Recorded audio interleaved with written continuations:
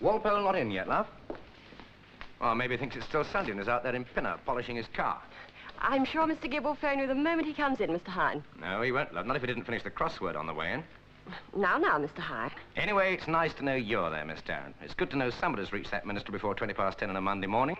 You mustn't tease, Mr. Hine. Not on a Monday morning. Oh, I'm not teasing, love. I can't sleep for thinking of this country putting its feet up from Friday lunch till Tuesday breakfast while we're all going bust. It's like going bankrupt in a hammock. A long weekend, it'll sink us yet. I can't stand them either. Hmm? Weekends. Well, one of these weekends you must come down on my boat at Marlow. Oh, no, that wouldn't do at all, Mr. Hine. Oh, it's all right now. It's a big boat, your own cabin with a burglar-proof lock on it. No sign of him yet. I'm sorry. Well, that's all right, love. No hurry. As long as you get him to call me not more than 10 minutes from now. It's his trains, Mr. Hine. They're so unpredictable these days. Then get him to see his doctor. Yes. Well, we'll call you, Mr. Hine. Goodbye. What was so funny? Oh, nothing really. Just that I do look forward to Monday mornings. He's a bit much first thing. He's a bit much all year round. He's even started calling me at home over the weekend, 3 o'clock yesterday afternoon of all times. He must be worried. Well, who isn't? We get this deal for 50 tanks, and don't forget it's as much our deal as his, purely government to government, really. Hine's merely the broker, the middleman, only because we had to have somebody to put the icing on the cake for the buyers. That's why the deal on the surface is his. But we sell £4.5 million worth of battle tanks to the Middle East, and Hine's clients, the minister, the chief of staff, a few others we could name, are all so much personally the richer in Switzerland. I seem to have lost my temper.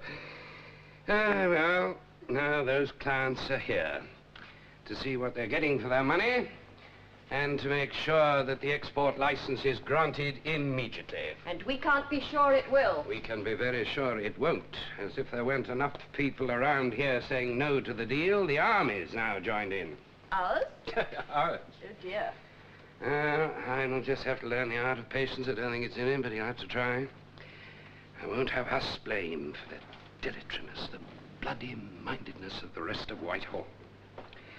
Hine seems to think that the Department for Arms Disposal overseas is some sort of petrified dinosaur in pinstripes. I spent the entire weekend working on my approach for today's committee to get this deal approved. Our deal, his deal. He doesn't know the half of it. And yet he has the gall to ring me on a Sunday, knowing I'm a bit of a Sabbatarian. Sunday cinemas, Sunday football, Sunday cricket even. Now this. Would you like your coffee with saccharin today? No, Purple Hearts. Shall I get him on the line? Hmm? Mr. Hine. No, leave it for a minute or two. Should I bring them in? No. They have been waiting out there quite a bit now. Jeremy coping? Except for Omar, Omar? the General's little boy. Oh. Well, he should be used to boys by now. Eton and the Grenadier Guards are all a lot of bloody Peter Pans. They're not Arabs. They're not anything out of the second half of this century, either. Nobody is going to stop this deal, love. I mean nobody. Try the minister again. Or Walpole Gibb? No, the minister. Well, they did say he wasn't due in this morning. That So- is what they said. Surprising what people will say. Look, don't you think you should go out and just say hello? Only they'll wonder why they're still waiting. They're not the only ones wondering, love. I'm wondering how I'm going to tell them that 40-odd full-grown civil servants, all of them on guaranteed pensions and not what you might call bad salaries, are sitting around on a £4.5 million deal for tanks like a lot of old hens while the golden egg gets addled. I like that. Huh? The way you like things to go on. You don't like death. Like hell I don't. I mean, you want to create, really, not destroy. You're not to watch you, love. You're going religious. We'll have to watch your friends in the next room. They'll be going back to the Middle East with their prayer mats. And without their bloody tanks unless I watch it. Still want me to try the minister again? No, bring 'em in. Omar, prayer mats, the lot. Hine Enterprises. 1 moment, please. I'll see if he's in. Walpole Gibb. Oh. Right. See if our ex-Deb's Delight needs relief, love. I suspect he's surrounded. There you are. Night's loaded.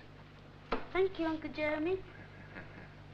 We'll take it up on the roof. You can fire it up there, all right? People in the street will take it for light rain. Oh, no, Omar! Omar! I know your Whitehall committees. They want to make a full-time occupation out of shaking their heads. Oh, come on, Joe. Oh, maybe they'll get disability pensions for cricks in the neck. Be reasonable. Reasonable? You can't reason with that bunch of pension hunters. They don't want to sell anything. Tanks, anything. They just want to keep on saying no till they retire. Or some other word that's just as safe. Caution. Don't commit yourself. That's them. Well, it's not me. Joe, you're showing all the signs of early middle age. Yeah, so when I die, just going to put this epitaph on my grave. He couldn't carry 'em all. I feel as if I'm giving pickerback rights to half the male population of Whitehall. Let's not start getting personal. You're not the only one pushing this deal. So when did they say yes? Just be patient.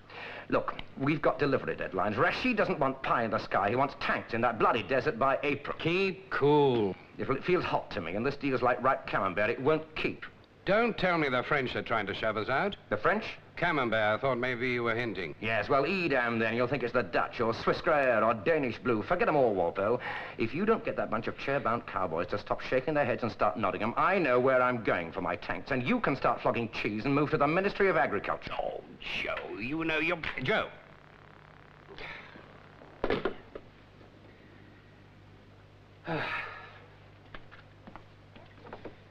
Miss Tarrant, I've just enough time for a cup of coffee before the meeting. Very strong, if you don't mind. Our governments are friendly. I don't see why we should run... Rashid, we're dealing with government within government now. Fly-blown civil servants from every department you ever heard of, and some you didn't, all trying to fatten their pensions by making simple things more difficult. It's the same the whole world over. Somebody gets a deal, and 100 of the bastards turn up every day between 10 and 5 to try to find a reason apiece why the deal shouldn't go through. And they all have to be fed and housed and provided with secretaries and pencil sharpeners. Good morning, Omar. Now, look. Thunderbirds. Oh, yes, Mark II's, anti-aircraft. But Super Strike's got a longer range. You got an American pen pal or something? No, but I'd like a model like this. Well, we'll see if we can get you one for, let's say Christmas, Ramadan, or your birthday. Get a note to get Martin to supply one, will you, love? In my day, it was Dinky Toys and Action Men. Especially at Sandhurst. Ah, which reminds me... That's all right. I'll look after him. Come along, Omar. You can have your water pistol back now. Oh, no, you're not taking him to the Imperial War Museum, love. They're obsolete. Of course, they must be, if the British themselves are replacing them. What's the height and range of Mark III? He knows his stuff. But General Khoury is the best chief of staff my country ever had. It seems it runs in the family, eh? Yeah. Well, what's on the program, Jeremy? Well, first we're going to see the production line of the tank and fighting vehicle division at Pendle's. The ones being made for the British Army. Well, Oh, don't worry, Rashid. We'll get at least some of this early batch diverted. then there's the demo. We've lined up a squadron of Frobishers to show us their mobility, firepower, and the accuracy of their 95mm gun. But this is for the day after tomorrow. Today and tomorrow, it's doing the town with Omar. So, what have you laid on, apart from the Tower of London and the Imperial War Museum? Changing the guard. Well, you've done that often enough yourself, Jeremy. You'll be able to tell him more about that than the average tourist guide. And? Crown Jewels, the Post Office Tower, Scotland Yard, Petticoat Lane, the Zoo, and... Soho. Two Swords, Madame Two Swords. Oh, they've got all the great army commanders in there. And Lawrence of Arabia. And Hitler. And him. That other ex-corporal. And... Yes. Well, off you go, then. You forgot one thing, Uncle Jeremy. Oh, Omar would like an early morning dip in the Serpentine. He says he's read the English to it and that it's very manly. Personally, I mean, coming from 110 in the shade, it's not what I call advisable. It's enough to give him pneumonia. You could always stand on the bank and see he doesn't drown. You promised we'd have a race, Uncle Jeremy. Oh, well, as an ex-grenadier captain, Jeremy, you can't possibly funk it. Anyway, there's always penicillin. It knocks the hell out of pneumonia. We're ready, Uncle Jeremy. 3 a month, a lot, yeah, a going. You surprise me, Joe. What about having a scotch? Come on, Rashid, your liquor laws don't apply here. No, I mean your friend, your PA. But Uncle Jeremy? That's all right. He's heterosexual, he's quite normal. I mean, Omar's quite safe. He did go to public school, but he didn't come out like that. Oh, I'm sure. No, I'm surprised that you have a PA like him. You were in the army together? Together? Him and me? No, he was a professional. He was a captain in the Grenadiers. And I was a corporal in the Ordnance. He was all red tunics and bearskins and Dep's parties, and I was, well, let's put it this way. If they'd parked me outside Buckingham Palace with oil on my hands and dungarees and boots to fit a baby elephant, I think I would have shot the first guards officer who'd laughed. Anyway, you Arabs aren't all alike, are you? Some of you are born lucky. Some of them have the lot, and some, a lot of them, nothing. Cheers. And you were one of the nothing kids, eh? My old man loved me. And Windsor, Jeremy? So many silver spoons in his mouth, he nearly choked. So now you're getting your own back, eh? No, he's loyal. To the United Kingdom? To me. Joe, we can't afford to wait for these tanks. We are not prepared to. Well, who said you'd have to? These civil servants you mentioned with flies all over them. I said you'd get your tanks. You have a contract to supply them. And I'll deliver them. 50 tanks, not 20 or 30 or even 49, 50, wherever they come from. Oh, so it's not just these civil servants standing in the way then, is it? I mean, the makers, Pendles, they're hardly what you'd call a go-go company. I mean, they are not noted for meeting their delivery dates. Look, we have a deal. And you're doing all right out of it personally. Same as me. Both of you. My country had better gain from it also. We must have those tanks on time. Well, I've put a bomb under Pendles, under that 19th century chairman of theirs. I called him up yesterday and dragged him from under his blanket of Sunday newspapers. And I told him that Pendles would be through out finito, not only with you, but with every country throughout the Middle East if they slipped up on this one.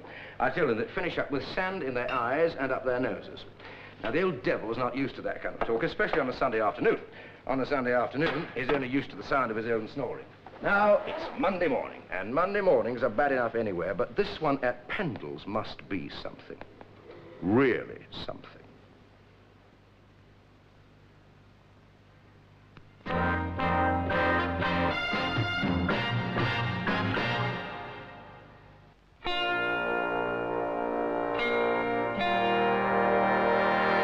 You must try to forget that you were a brigadier and Hine was one of your corporals. Sir, I was merely saying that Hine is hardly persona grata in those places in the armed forces of the Crown which really matter. You mean those musty old clubs around St. James? I mean the places that matter. They make me sneeze or shiver, down to threadbare carpets and serve your own coffee. Well, anyway, Hine is welcome at all the best steakhouses, not to mention the worst. Not to mention rulers' palaces in the Middle East, or the desirable residences of the new leaders in Africa. In other words, in all those places where they have money to spend on what we make, wherever that money comes from. Oil, or mineral deposits, God, such luck. Or world charity. He's alive, Astor. He's aware. That bloody man even works on Sunday afternoons. And he did land this deal for us, so he is entitled to raise hell if he doesn't think we're doing enough to push it through, and fast. And what the hell are we doing? That's what I want to know. It's unfair, sir. It's below the belt. Below the belt. Hine doesn't bother about belt lines. He'd hit low with a broken bottle in his glove because the rest are hitting low. The French, the Yanks, who the hell isn't hitting low? We're in the most cutthroat game on earth, and you talk about Queensberry rules? Hine knows we don't live in a world of Boy Scouts. I sometimes think he's the only man who sees our rivals about to put the boot in and gets his in first. He was brought up in a slum, he knows how to. Taught him to fight. He was reared to hold his own. Anyway, this wasn't Hine's deal. Not really. It was government to government. Which our government, in the shape of Walpole Gibb, handed to him on a plate. Has it struck you why? I thought it was obvious. Is it? The government can't soil its hands with bribes. And we, as a major company, have to be careful. Astor, you bother me. You know the Middle East. You know it possibly better than Walton-on-Thames. You're patriotic. You have a growing family. Grown. They're almost adults. So, you have plenty to fight for. And yet this Hine chap keeps on getting away with it. I mean, he's no Lawrence of Arabia, is he? He's no great Arabist. Arabist. Only just managed basic English. Astor, we make the damn tanks. The Frobisher is our baby. You go out to sell it. Walpole Gibb gets a government-to-government deal for this country, and yet the whole thing has to go through Joe Hine, with a load of commission on top that would sink the blasted yacht. I'm beginning to wonder who's Joe, him or us. And I doubt if he pays his fair share of tax. Forget his tax. We're not the Inland Revenue, we pay them. Astor, I'm not getting at you. No, sir. We do try to make your job bearable. We're not ungenerous. How's the new dame about? I like her, sir. Very smooth. I never mean about expensive. No. You are the only head of sales who has never charged for female consolation when abroad. Did you know that? That's strange.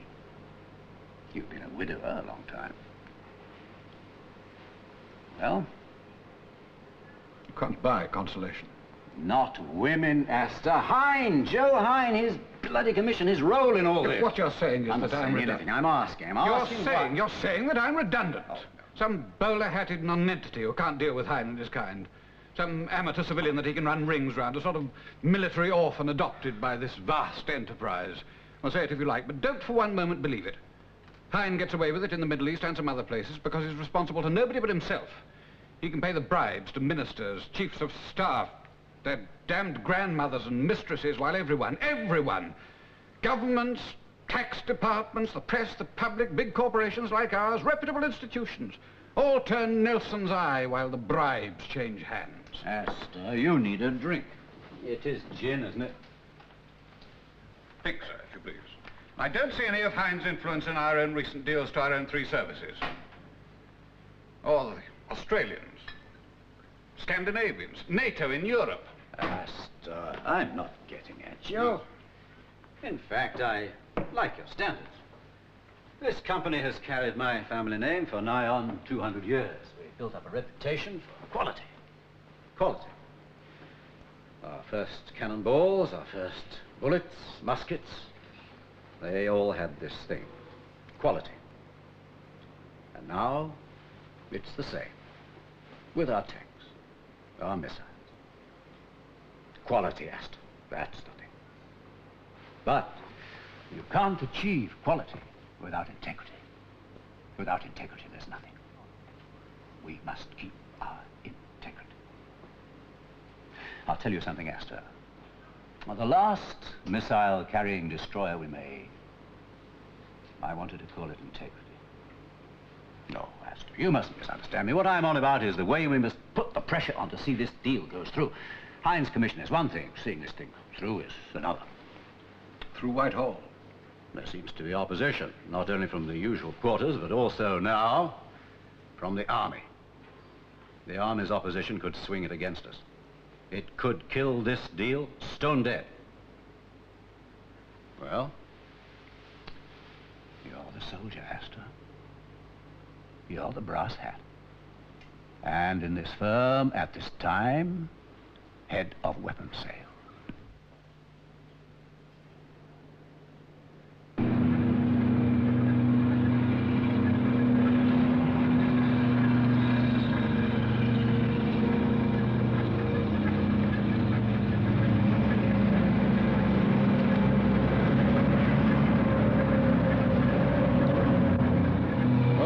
do so loathe these rehearsals. I mean, I don't much feel like the colonel of the regiment. Nor do you look very much like her, sir.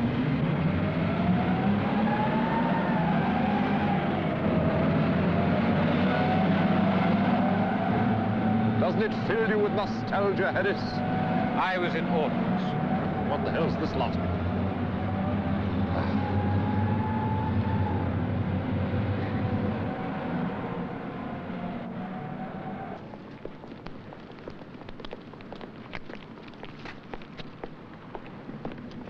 You really do baffle me, Harris. I mean, a mere 48 hours ago, you were good enough, and let us say it, patriotic enough, to warn us of possible delays in delivery of our new Frobishers if your firm were to meet its agreed deadlines with that Middle East country. Sir, and now you trot along. Picture's become rather confused. No? Since then, well, the army might be well advised. I liked you, Harris. You didn't seem to me to be a trimmer. You came out with what you had to say. Sir, but it has become a matter of, well, some personal necessity. Personal? Professional, then. No, Harris. None of our tanks are going to the Wogs. None. With respect, sir, that's not for the army to say. Astor, you were right to warn us, and you'll get your reward in heaven. We could have been caught with our backsides exposed, and our new Frobishers would have been on the high seas before we'd managed to face front again, had you not seen where your duty lay. I acted immediately. Pressure is being put on now, from on high, from on very high indeed. All I'm suggesting, asking, is that the army agree to release half this first delivery, 25 tanks, to our foreign clients. No, we need them. We need every damn one. I need to keep my chairman sweet. I'm paid by him, well, by Pendles, to sell weapons. I'm paid to sell these Frobishers, not to avoid selling them. Well, you have sold them. To us. I came to warn you about the side effects of this Middle East deal because, well, not to put too fine a point on it, I place my country before my firm's profits. I should bloody well think so. Well, I do. Now you've had second thoughts. I'm not trembling, sir. Well, of course not. Nobody said you were. But it would help my case if I could say that I'd persuaded the army to compromise on We're this not in the issue. compromise business, Harris. We have to push forward to victory, or go down with honor. Who's going down, sir? Half our first delivery of new Frobisher tanks, that's what's going down. That's just it. They won't. Our clients, the Middle Eastern country concerned, won't wear it, sir. They won't accept 25. As far as they're concerned, half a deal is no deal. So you lose the deal completely? No sale at all? Now you've got it, sir. Between you, me, and the guardroom. Your dedication should be recognized. Do you realize that, Astor? Don't put me up for a gong, sir. This must remain confidential. Sub rosa, you understand. All the same, I'm impressed. I like to think we haven't all succumbed to the temptations of mammon. No, it's terribly sad, really. We used to count as a nation once. It was bad enough to be known as a nation of shopkeepers, but now, God, all they think about is their damned export figures.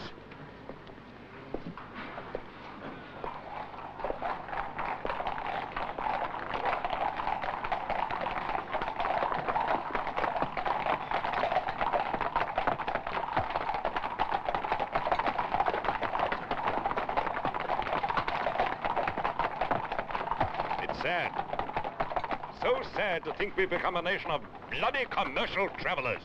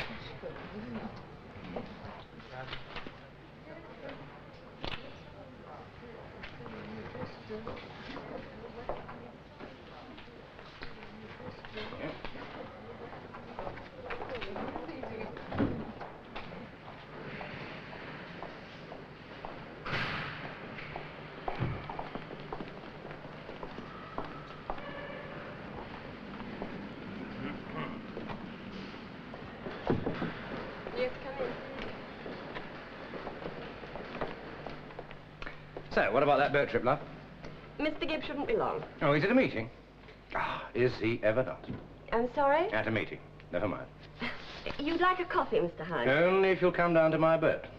I mean, she's got a beautiful name. Lady Curzon. She's well maintained, and she's well nigh unsinkled with the most beautiful life belts. Not to mention burglar-proof locks. Aha, the things you remember. Mr. Hine, you really shouldn't, you know. Huh? Russian Secret Service. Congratulations. We'll get you promoted. You're the first one to spot it. I'll not be the last. Mr. Hine, please, would you like some coffee or tea? Your boss. Now, you can't, Mr. Hine, and you know you mustn't. It's conference from 12, isn't it? Next floor up. I can't tell you that, Mr. Hine. Well, somebody else did, love, and she wasn't nearly as nice as you. You know, you just can't walk around this place as you like, and he will be out soon. Yes, in 4 minutes. You see, it's 4 minutes to 5, and they always finish at 5, right on the dot. I mean, they always do, don't they? I just want to see what they look like, love. All these blokes who keep so cool and work regular hours while I sweat it out in hot climates and work round the clock. They're not a bit like that, Mr. Hine. Like what? Like you think. Well, I just want to see if they're animal, vegetable, or miserable. They're human, Mr. Hine, and you can stay here. Mr. Hine, please, you're breaking security rules. Well, if you hear a shot, love, ring for first aid, because I can't stand physical pain. Mr. Hine, please, security. I am a better security risk than half the decent chaps cohabiting round this place, Miss Tarrant, and you know it. So does Walpole, and so, for that matter, does the minister. Please, Mr. Hine.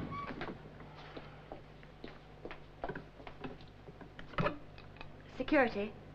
I have to report a visitor has just left this office without authorization for conference room 12.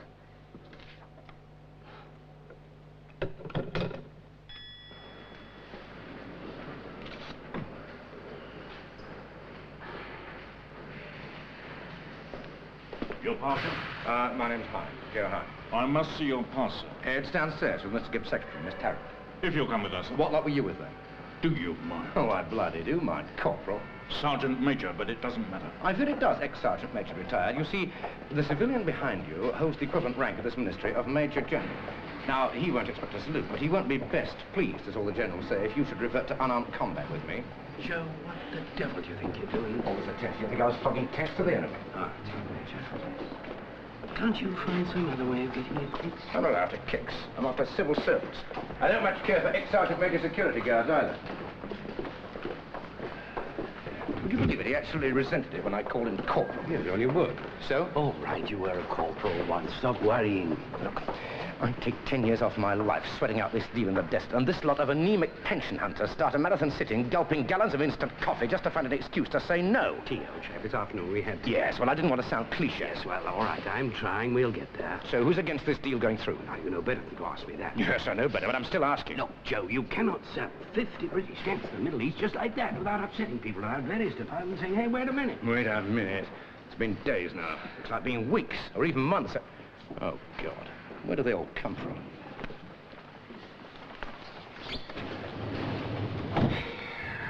You know as well as I do where they all come from. Yeah. Treasury, Ministry of Trade, Foreign and Commonwealth Relations Department, Ministry of Defense, Ministry of... You can't hold back the time. My middle name's Canute. He sank. Yes, well, they didn't build life rafts or survival kits in his day. Anyway, I can see where this lot gets their name from. What? The Abominable No Men.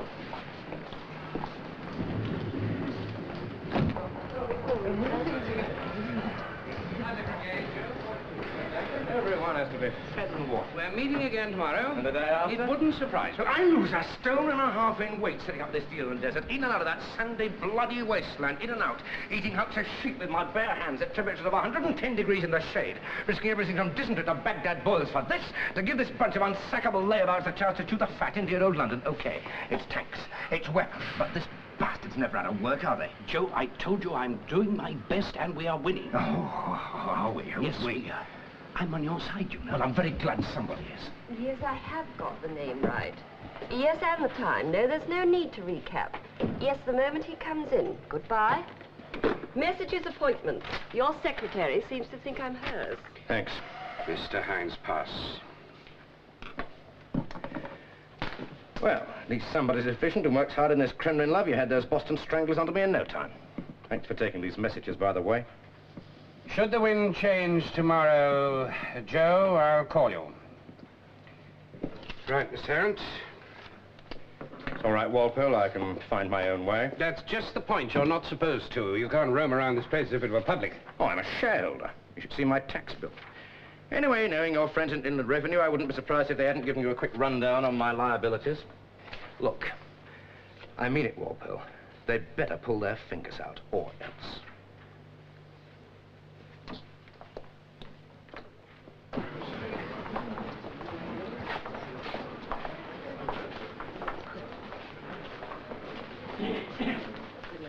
Good night, Mr.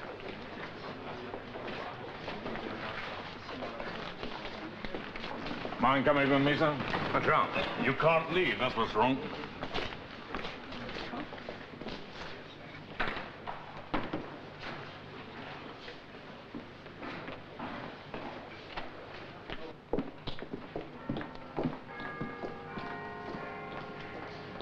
All right, Miss Tarrant. Mr. Gibb. All right, let him out. sir. Let him out. But it is your right, it is. Yes, I know it is.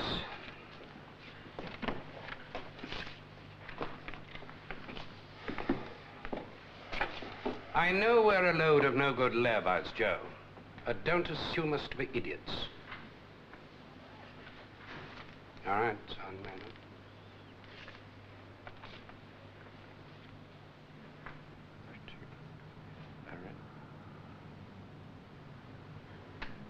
Oh, you old bastard, Walpole.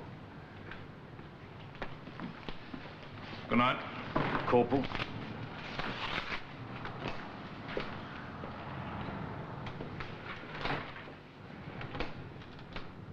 But you can't cancel the demonstration just like that. These chaps, all 14 of them, have come here to see the Frobisher. From all I hear, they're having fun. Especially at night in those penthouse suites. God knows what they're costing. Well, that's Hine's problem. Yours too, I'd say. I won't have that demonstration cancelled. You won't.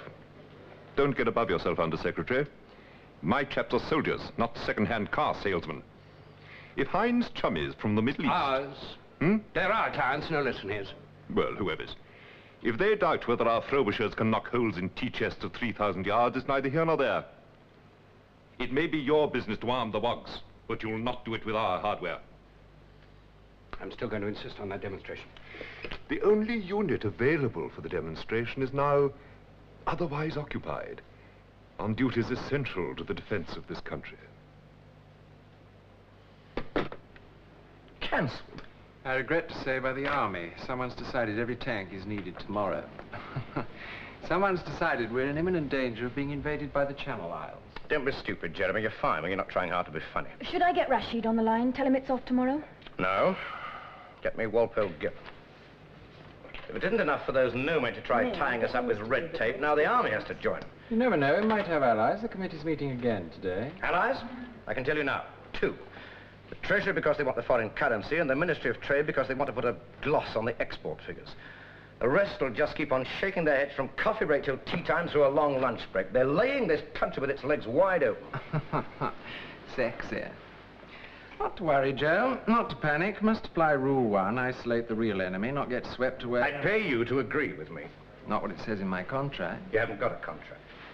Told me often enough you could take on the British Army. At least the Sandhurst train bit. Oh, especially then. I don't like things made too easy. Oh, wait a minute. Let's not forget these days we've got regular officers writing letters to the Times. Not about pig sticking in Victoria's Puna, but about politicians messing about with our defences today. Well, I'm very glad they're learning how to read and write. You should have stayed in the army, Jeremy. I don't know how the guards are keeping the palace safe without you. Anyway, what's got into you this morning? I think that early morning dip with Omar has sent the blood rushing to your head. It's made you mutinous. It's made me frozen, actually. One moment, Mr. Gibb. Mr. Hine for you. Walpole, what the hell's going on? Joe, in the words of Aristotle, keep your cool. We're still fighting. Yes, but who? Our own army now? Where the hell do they think that pay and allowances come from? They're not grown on Salisbury Plain. They come from my deal. You have to be patient. Look, Walpole, I want those no men to say yes, and I want that army demo of my Frobishers restored. And I don't have to be patient. You'd be surprised how much I don't have to be. I am going into that committee any minute now. And the army? Joe, you can't push British generals around. Oh? And you have to be a bit careful with British corporals retired. Yes, well, I'll call you, Joe. As soon as I've got anything, I'll call you. Bye, Walpole. Right. Get me Sven in Stockholm. And check flights for sometime tomorrow afternoon. Mary, we want to call to our Swedish agents, then get me flight bookings. 1 seat. 2. Must have been hell in the Serpentine. Yes.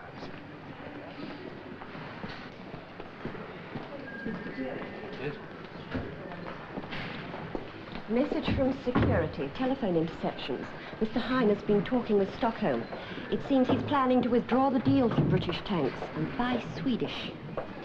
Can't do that. No. God grief. Any moment now, our friend Walpole Gibb will call, but I'm out. I do feel sorry for Walpole, but he will listen to rumors from the most awful sources. Thought out yet, Jeremy? Huh? Well, You're not likely to defreeze in Stockholm at this time of year. Suppose you know what to pack? For you? For you. You mean woolly undies? No, I meant a coat, a warm coat. But not fur, of course. Not real fur. I can't stand that. Oh, I threw out the only one I had.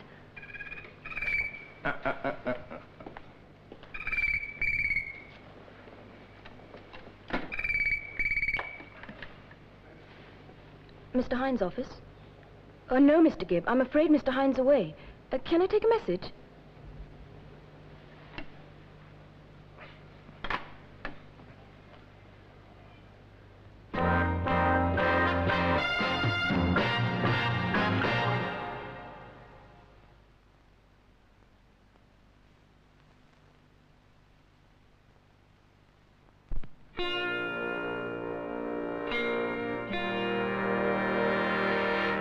You see, there's so little difference in performance between the Frobisher and the Swedish job. They could be twins.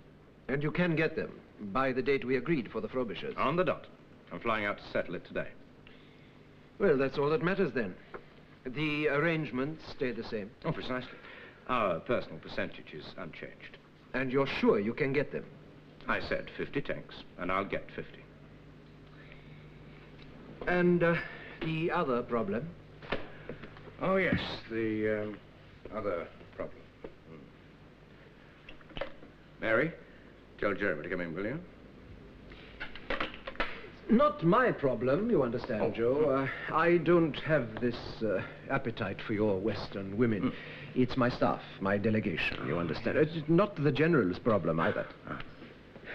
Jeremy, Sheikh Rashid's delegation were a little dissatisfied with the girls you organized for them last night. Oh, dear, really? Scrubbers, most of them, it seems. I am sorry. Your supplies are usually terribly reliable. I'll see to it tonight. Not me, Mr. Windsor. I slept. The General slept also. And Omar? Well, we try to discourage Omar from that sort of thing, you know.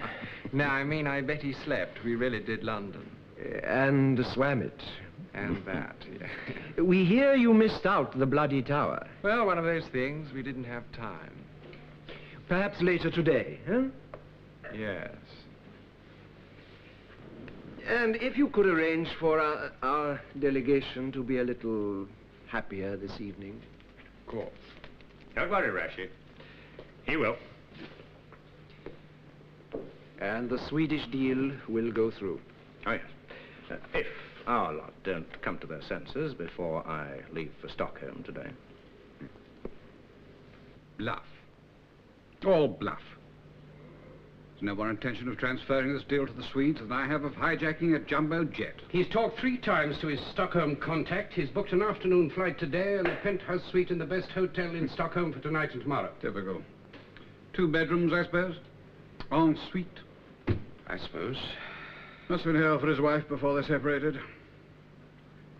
Well, I still say it's bluff. I still say it's a damn great act. If he's going to Stockholm, really going, it's for a dirty weekend. Some weekend. It's only Wednesday. Well, dirty long weekend, then.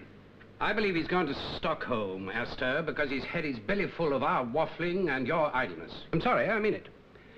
What have you done to help this deal through? I don't mean you personally, I mean Pendles. But if you keep sitting around waiting for government handouts and Whitehall to wet nurse you in God's good time, you're all going to be looking for jobs. And they're hard to come by at your age. Well, let's not get personal. Let's not lose our self-control, especially where Hine's concerned. You really do detest that man, don't you, Astor? It's a long time to go on hating somebody, all the way from 1956. Rubbish. I wonder. It does cross my mind, Astor, that you have no interest whatsoever in this deal going through. For my own firm? Just a thought. I'm not exactly a fan of Hine's myself, but then... What? Well, you'll know him far better than I ever will. After all, he was one of your corporals in the Middle East back in '56. And it is said that it was his idea to sell the bomb dump and not blow it up when you pulled out. Still, you got the CB for it. And no one can take that away, Astor. Rumor's an ugly thing. Something Hine's very good at. Right. spreading rumors, laying false trails. You make him sound awfully clever. Well, I'll tell you one thing. You've no intention of going to Stockholm, bookings or no bookings. Now, tomorrow you can phone Dobson in Beirut and find out if Lacrosse has shown up yet. If he gets that anti-aircraft missile contract while I'm messing about with a deal for 50 tanks, I shall never be able to look him in the eye again. Love, we're not emigrating. Well, we're not be going at all unless we start now. Socks? 6 pairs. Including your winter woolies? I can't stand thick socks. I can't stand the bloody town. I'm not what you might call balmy about Omar. Yes, well, a good scout smiles and whistles under all difficulties. Well, either Walpole's not convinced we're going to Stockholm or he doesn't care, which I don't believe. Hey, you didn't tell Mary to block all the calls or anything, did you? No, and we've 45 minutes to get to the airport. Well, I don't understand it. It's not like Walpole. He should be pressing every button in sight to keep this deal in Britain. It's not fair to Frank expecting him to do 100 on the M4. Right, I'll drive then. No, we'll give it another 4 minutes, 45 seconds. Now, you know what to say to Mitchellberg Jr. should he come on. Just lie your head off with deep sincerity. It's like all Americans are, Mitchell. He likes you to be sincere on all subjects from selling bullets to Napa. Oh, I do like you when you talk like that. Well, I was just killing a few rather vital seconds. Well, you'll be killing all of us somewhere on the motorway if we don't start now. Oh, yes, Mary, put him on. Walpole Gibb. Hello, Walpole. I'm in a bit of a rush. Could you call back later, say, next week? I think we should meet. What about the day after tomorrow, eh? No, well, I had this evening in mind. Oh, sorry, Walpole. We're winning, Joe, and I'd like to put you in the picture after this afternoon's meeting. Oh, yes. Now, what's this meeting, then? The 20th, the 50th? Tell you what, Walpole, you call me when you've reached 100, when you're all so much nearer to collecting those pensions, hmm? Anyway, I'll be abroad this evening. It's those Swedish birds. They give me the migratory urge. Yes, well, try exercising a little self-control for a few days. Well, I could sit around whenever there's no men to nod till I'm 90. Look, I'll tell you what, Walpole. I'll call off Stockholm. I'll make it self-denial week. I'll drop the whole thing, cancel. If you can tell me for certain that those no men of yours will start saying yes within 48 hours, and I want it in writing, signed Walpole Gibb. Ah, you're being impossible.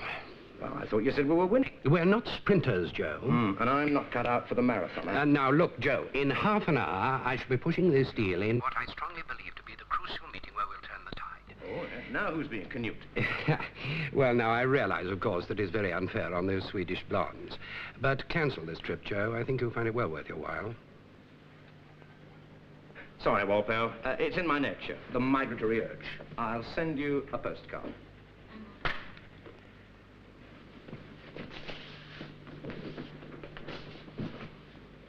So why are we hanging about?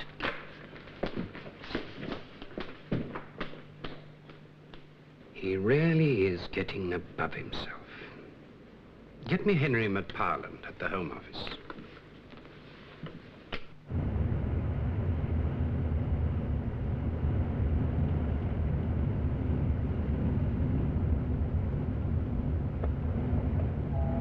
Yes, Henry, I told you I'll take full responsibility. And you shouldn't find it too difficult. Thank you, Henry. It does seem a little unfair, doesn't it? A little unconstitutional. Mr. Hine is not a very constitutional fellow, Miss Tarrant. You mustn't let that invitation to his boat go to your head, my dear. He says that to all his girls. 756 for Stockholm, boarding now at gate number 11.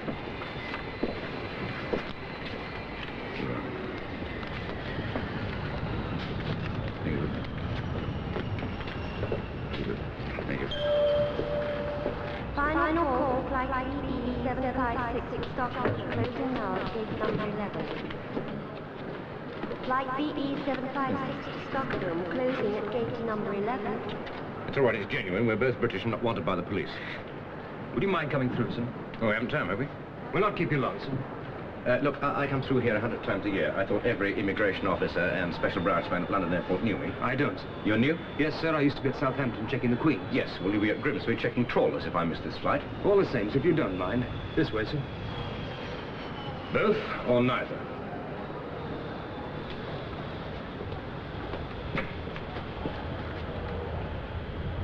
General, I've got the rest waiting. Yes, I've heard of your frantic lobbying. If you could withdraw your objection in the national interest... No. Which it would be in the national interest. Well, don't question my patriotism, Gibb. Last thing I should wish to do. But if the army would withdraw its objection this afternoon, we'd be home and dry. It's my job to defend this country. No part of my function to twitch and its export figures. That's for civilians. If you were to get any of your new tariffs in the next 6 months, it wouldn't make a hell of a difference to the defense of this land, and you know it. Do I detect a whiff of 1940? Do I smell Dunkirk in the 1970s? I don't know, General. I have a very poor sense of smell. But where the hell do you think your pay and allowances come from? Queen Elizabeth's treasure chest? Drake's bounty?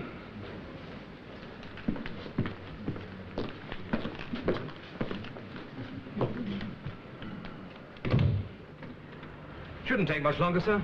We're just checking your passport under the X-ray machine. You know as well as I do that it's genuine. I can't take anything at face value these days, sir. If you and Miss... It's in here. I thought you checked it. I was going to say, sir, if you'd both like to wait in the VIP room, I'd have no objections. Haven't you? And it is more comfortable. If you'd let me hold your boarding cards, you could go there. So what's the next flight? Sorry, sir. The next one we're going to miss. I'd like me to check, sir.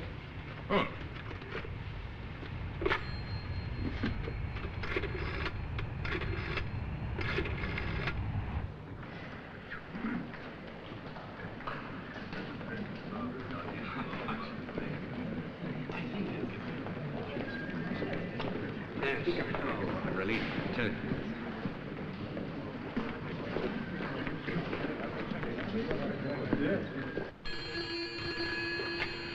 Interview room 3. Oh, yes. One moment, sir. For you, sir. Yes. Ah, Joe, I'm glad to have caught you. I was hoping you might have missed your flight. And your prayers were answered. Well, the clouds are lifting, Joe. Yeah, this morning it was the wind that was changing. Most of them are on our side now, and I've got the army on the defensive. Is that unusual for the British Army? Ah, Joe. Walpole, in writing, signed Walpole Gibb, today. Now, Joe, you don't seem to... Walpole. Well, what's it to be like? Stockholm or call it off? I never believe in turning back. Sorry, Walpole, you've been outvoted. Well, I've got a feeling my passport will come through that machine looking all right now. There's no point in waiting in here, is there? We'll wait in the VIP lounge, eh? Oh, by the way, I suppose you special branch lads have got a widows' or orphans' fund, huh? Time takes its toll of all of us. Time and other things.